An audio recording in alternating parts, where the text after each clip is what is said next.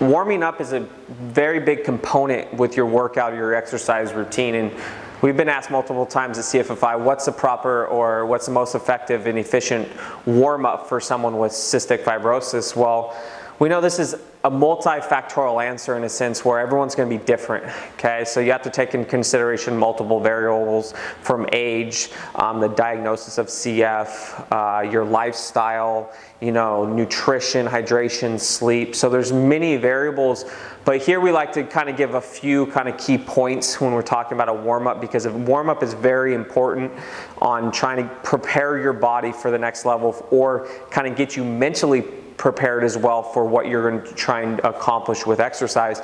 It's very similar when you get out of bed, you kind of stretch out a little bit, you know, you move around, you grab some water, you have a routine and stuff before you go to work or school or whatever it might be. And this is very similar when you think about when you're going to be exercising. There's some preparation you want to take before you kind of go into what you're trying to accomplish, whether that's cardiovascular training or resistance training, because of the many things from you want to get your muscles and joints ready for preparation. So some of the keys that we kind of tell people in these guidelines, in a sense, once again, everyone's going to be slightly different, but think about your warm-up being 5 to 15 minutes. So the key with a warm-up is exactly what it is, a warm-up. So you don't want to expend too much time and energy with your warm-up because you only have so much in the tank, right? It's, you fill up your car with gas and you go from A to B, and there's only so many times you can go from A to B before you have to refill. Well, it's similar to working out in a sense. Once you start your workout, there's so much time that you can stay at that frequency, that intensity and duration.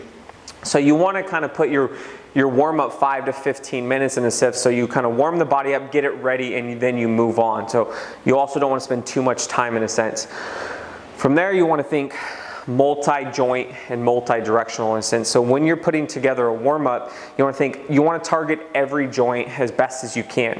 However, if you try to go from joint to joint, it's going to take a lot longer. So this is where incorporating full body warm-up exercises is going to be very beneficial. So you're trying to think, when you move, walk, run, or do whatever you do, you're using multiple joints.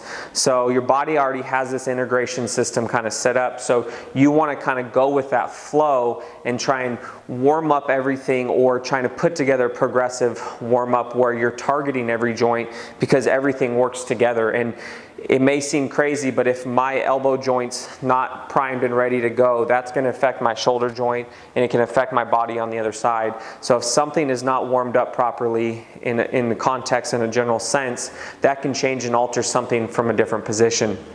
And then you also want to think multi-directional as well. So a lot of times when we think of warm-ups, we don't even, cognitively think about this, but you'll do exercises where you're just kind of straight up here, right? Well, the whole body moves in this kind of cylinder rotational pattern, where even though I'm stepping here, I'm having forces from side to side.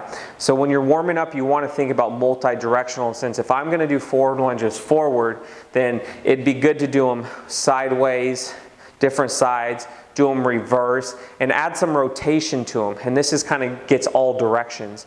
So think about when you're doing your warm-up and stuff like that is multiple directions. So looking at your sheet, and when you're doing your warm-up, you may see that you do everything in one straight line. You don't do anything kind of side to side or backwards or rotational. So sprinkling in stuff like that where it changes your directions is going to kind of change that component and can help kind of improve the integration of muscles when you're doing your workout. Like I said earlier, you want to make sure that this is full body as well. Once again, your warm-up every exercise in your warm-up doesn't have to be specifically full body.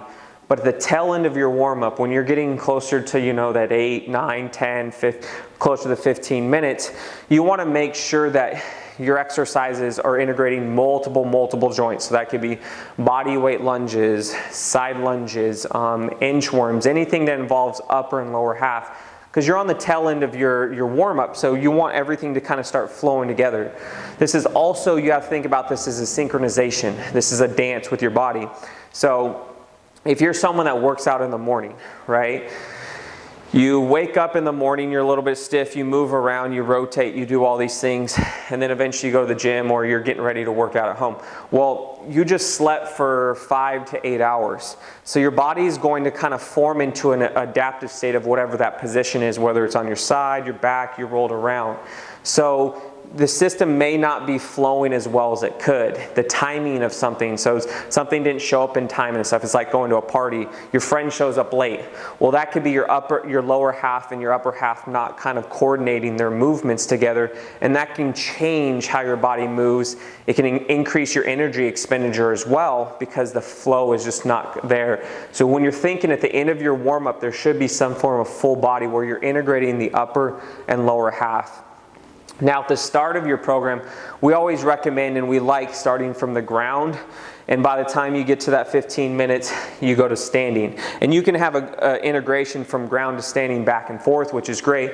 But what I like, or what we like about ground-based warm-ups to start the first few minutes of your workout, is the ground gives you some context and some references to kind of utilize and kind of put things into place. Right, so gravity, there's forces being placed upon us when we're coming down. So as I stand here, the forces here are going to make me shift from side to side, rotate, and stuff like that. So when we're warming the body up and there's a dysynchronization within the system because we slept for 8 hours, it's good to start on the ground, let the brain kind of feel a little bit more stable base, and then that allows things to relax and kind of reset things. And then from there, you go into like a half kneeling position and then back to standing. So you're slowly getting your body up and you're changing the force vectors and the directions at which force is being placed on your body without even knowing. So for instance, if you were to start from standing and you're a little tight, that's going to change your position. And since you're standing now, you only have 2 contact points, which is your feet. Whereas if you're on the ground, you could have a contact point of your whole back, your feet, your knees, your hands. So starting with multiple contact points as a reference is going to help kind of let your body put itself in a position to kind of optimally set you on the right path in a sense. So when you're thinking about your warm-up, once again, everyone is different. So if you listen to this video and you write down your warm-up and then you go to a friend's house and you kind of look at their warm-up, or your friends talk over social media about it, their warm-up's probably going to be slightly different. There's no bad or good to that. You just have to understand that everyone's goals are different. Everyone's genetic capabilities are different. Everyone's also in different levels in a sense. So take these into considerations, that your warm-up's not necessarily going to look like the same person's. If it is, then you have to understand that there might be something off, because you don't necessarily want to have the same warm-up as your friend in a sense. And it doesn't have, not necessarily the general standpoint, but some of the specifics. So think about when you're doing this and whatnot, in a general standpoint, think 5 to 15 minutes. Make sure it's multi-joint and multi-directional. Make sure you have some full body, warm-up exercises in there, especially when you're getting to the tail end of the minutes. And try and mess around with ground to standing. Another thing I also like to do is go from ground to standing, and then at the last few minutes of the workout or the warm-up, I'll go from standing to grounding and switch off. So then you have an integration of getting up and off the ground. So when you're thinking about your warm-up, the number one thing is utilize your warm-up as a potential time to prepare yourself mentally and physically for what you're about to accomplish in the weight room or that walk that you're about to do. A lot of times we are not as efficient, as effective in our warm-up because we don't see as this big kind of kickoff spring point that's going to help us like really improve a walk. Why do I need to warm up when I'm just going to slowly walk? Well, just understand that every time you move, every time you breathe, and every time anything you do, your joints are doing something to kind of establish a stable point and that basic point to allow you to move. Even if you're sitting there at very particular joints, it's combating forces to allow you to be in a neutral spine position, because if not, you'd fall forward or you fall back. So at all times your system is moving. So integrating a proper and effective and efficient warm-up is going to help kind of take you to that next level when you're exercising. So think of these 3 key points and see if you have these in your exercise warm-up. But if not, mess around with it too, because everyone's going to be a little bit different, like I said, and it will change based on what you're trying to accomplish.